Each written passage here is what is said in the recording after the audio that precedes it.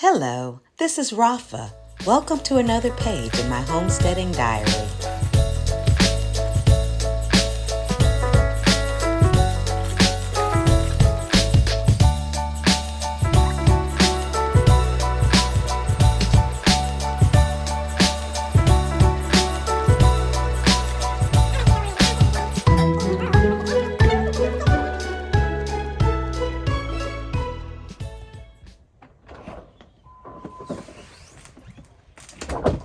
Hello, hi. Welcome back. Today I'm going to be on round 2 of harvesting the broccolini. Let's head on over.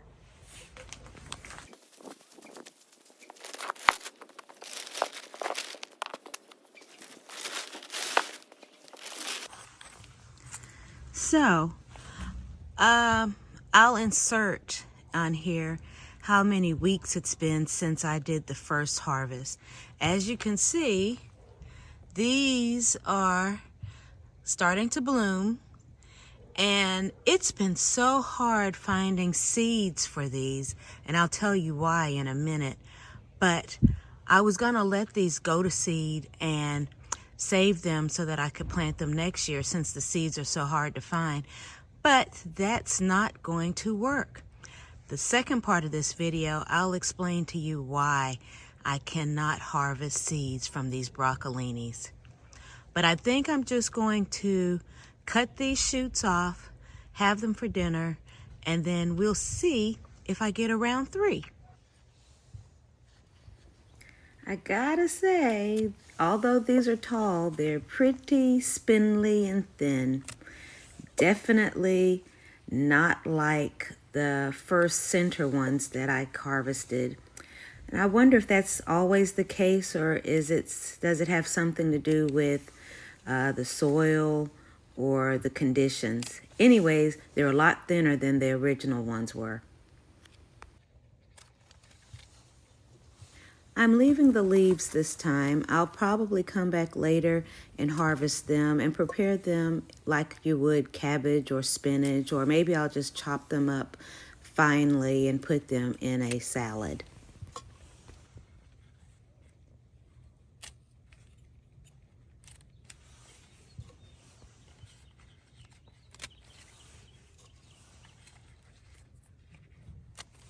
Not a bad harvest for the second round. This will be more than enough for me and my husband tonight, and I'll show you what we're gonna have it with later. I left a little bit on there, not much, and could have had more, except after that big freeze, I lost 2 of my broccolini plants. 2.5 really, because one is really struggling. It's probably ready to be tossed, but I'm giving it the benefit of the doubt. Every time I get ready to get rid of it, it seems to show signs of a little bit more life and a little bit more life. So I'm working with it. Let's head inside. It was a little too chilly, a little too nippy outside for me, so we're bringing this conversation indoors. I've been looking for broccolini seeds for the last several months now, and I couldn't find them anywhere. I kept coming across broccoli rabe, which a lot of people seem to love. You see the chefs on the different Food Network channels going to, using the broccoli rabe a lot. And I see a lot of people on social media that rave about broccoli rabe. My husband and I have tried it 2 times, and it's a no-go for us. It's just a little too bitter, and the texture is just a little too soft. And it's not even a mental thing. Like, it's not because I'm expecting it to be like broccoli, because it's not broccoli. It just didn't work for us. But that's what kept coming up every time I would put in broccolini seeds. Finally, I remembered that the original name for broccolini was Aspa broc. When it was first created, that was the name they gave it because it has a taste similar to asparagus and broccoli. Aspa broc. Now, I found it on Amazon, of all places. And ironically, as I was harvesting today, they came in the mail. So that was perfect timing. Let me see if I could get it to focus so you can see. Anyways,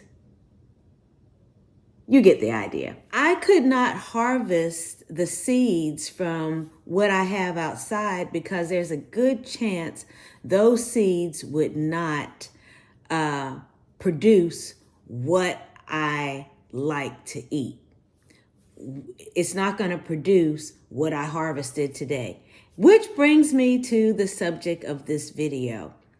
I'm going to talk a little bit about differences of seeds, hybrids, GMO, pelleted. First of all, let's talk about hybrids. A lot of people try to buy heirloom seeds. Oh yes, heirloom. That's what I'm going to talk about also. A lot of people prefer to buy heirloom seeds because they think they want to grow vegetables that resemble what was part of the original design. But that's not necessarily the case because heirloom just means that it has been around for at least 50 years. The chances of us eating things that have not been modified in any kind of way are kind of slim because we have to deal with pollination. And whenever you have pollination, you're going to have species that continue to evolve. Okay? Some of them might remain a little close to nature of their original design, but for the most part, over all these hundreds of years, thousands of years, they have evolved some just due to pollination alone. So heirloom is when a seed has been proven to produce the crop that you are desiring time and time again with predictability for at least 50 years or more. That's heirloom. Okay, now let's talk about hybrids. A lot of times when you buy seed packets like this one for the Asperbrock came, and you will see it has F1 there. That means it is a hybrid. Most likely, you're not going to get the same thing if you plant hybrid seed, if you collect the seeds from the plant and then try to grow it.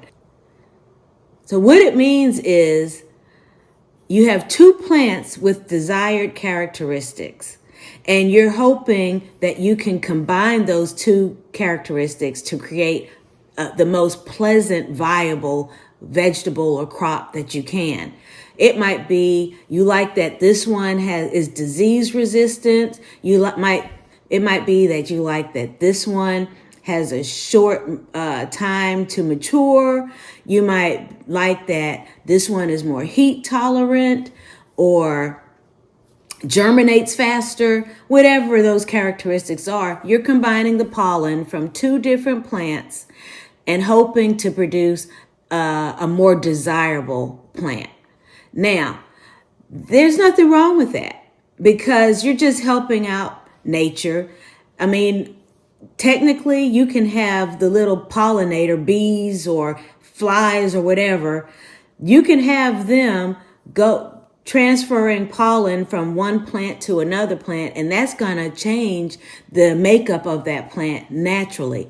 So when we get involved by cross-pollinating two different species, it's no different really than what would occur in nature. We just helped it out a little bit more. There are several methods of cross-pollinating, and one of those ways is to use a Q-tip like what we're seeing here, fair use by the way, and also sometimes people use a brush and other little things to move the pollen from one flower to the other flower. Sometimes the process works right away, sometimes it takes a year, sometimes it takes 8 years to get the desired outcome that you want. Once the pollen is taken from one flower and added to the other, eventually that flower is going to dry up and leave behind its seeds. Those seeds are called F1 hybrids, which stands for first generation hybrids, or filial one, which means first children. Hopefully, those seeds will develop into a crop that is a combination of what was desired. So when you see F1 on your seed packets, that's what has been done. 2 plants have been pollinated to produce that fruit that you like or that vegetable that you like. That is hybrid. If you want to produce the same or similar crop, you're going to need to cross-pollinate each time. When that crop grows up, comes to maturity, flowers and seeds, and you collect those seeds, because you haven't messed with the genetic makeup of that plant. Okay? So the seeds that it produced is not going to be the same outcome as the 2 parents that were pollinated together. I hope that's clear. Now, when we talk about GMO, now you're talking about the makeup of the plant, the genetic makeup of the plant. GMO, genetically modified organisms. You might decide for whatever reason that you want something from this fish to be added to this broccoli. So you're going to extract that one gene from that fish, yes, from an animal, and put it in that plant seed gene. Okay, now you have created something that was not going to happen naturally. And it could be that you pulled a gene from another plant, species, or anything. We don't know. That is why people are so concerned about GMO, because you can extract from any animal particular genes for whatever reason and put it in the seed of the different vegetables and crops. You might extract from a pig, maybe even. On the left, we have a petri dish that has a wild peanut plant. On the right, we have a petri dish that has a genetically modified wild peanut plant that has had bacteria added to its genetic makeup specifically to kill certain larvae that likes to feast on the leaves. The reasons people use genetic modification techniques is they might be trying to create crops that resist diseases, that resist pests. They might be trying to enhance the nutrient profile of a crop. They might be trying to produce crops that are immune to herbicides and so forth. There are other reasons for creating genetically modified crops that are not for consumable reasons. For example, they might produce corn for some kind of fuel purposes. But the point is, who knows where the line will be drawn for what kinds of genes gets inserted into the crops? We just don't know. Where will they draw the line? It's important that we start collecting our own seeds when we grow our vegetables, because down the road, we don't know what seeds will be available for us to purchase. Who knows? They might come in and say that we can only buy seeds from certain sources, and those seeds are all GMO. And then we're at the mercy of whoever is doing that. And we don't know what genes they have extracted and implanted into the seeds that we would then be receiving and ultimately consuming. So that's why a lot of people try to stay away from GMOs. I also said I was going to mention pelleted seeds. Here are some pelleted seeds. Pelleted seeds are coated with usually clay, some kind of, well, let me just read what it says here. This safe all-natural seed coating is made from a high quality blend of all natural materials consisting of clay, lime, perlite. The color applied to the seed coating is done with the use of FDA-approved food coloring. So these little seeds have been coated to make it easier to handle. It's easier to space them. It's easier to put them in machines. They won't clog up the machines.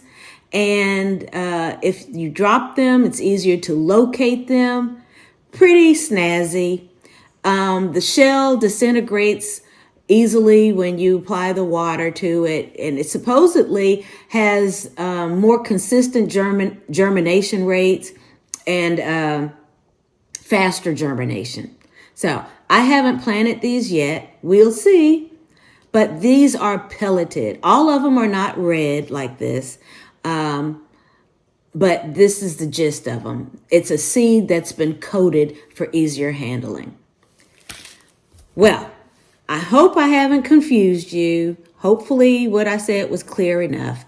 It's basically information I'm learning myself.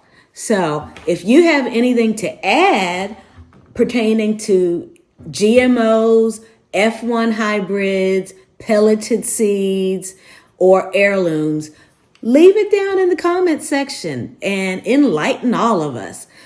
We can never know too much. And once we know something, it's ours. It can't be taken away. I'm going to go and prepare that broccolini now and the rest of my dinner, and I'll show you the results of what we're going to have shortly.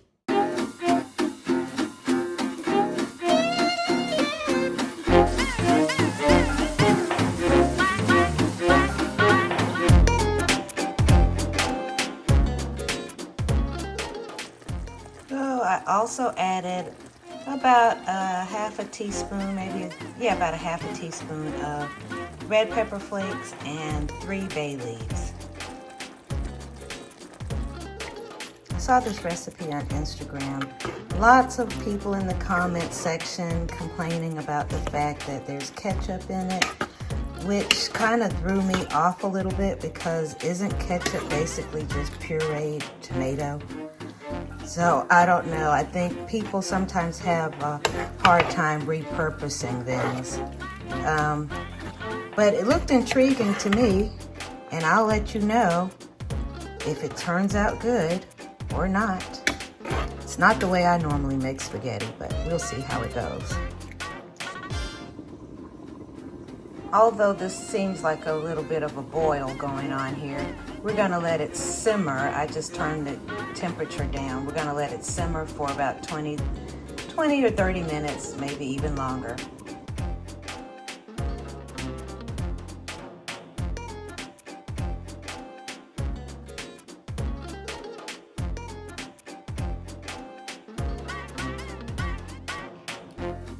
If you've enjoyed this video or found it useful, please share it with others, give it a thumbs up, subscribe to the channel, and come back again. Thanks for hanging out with me. This channel promotes the goodness in life. Like, subscribe, comment, and share. And above all, prosper and be in good health.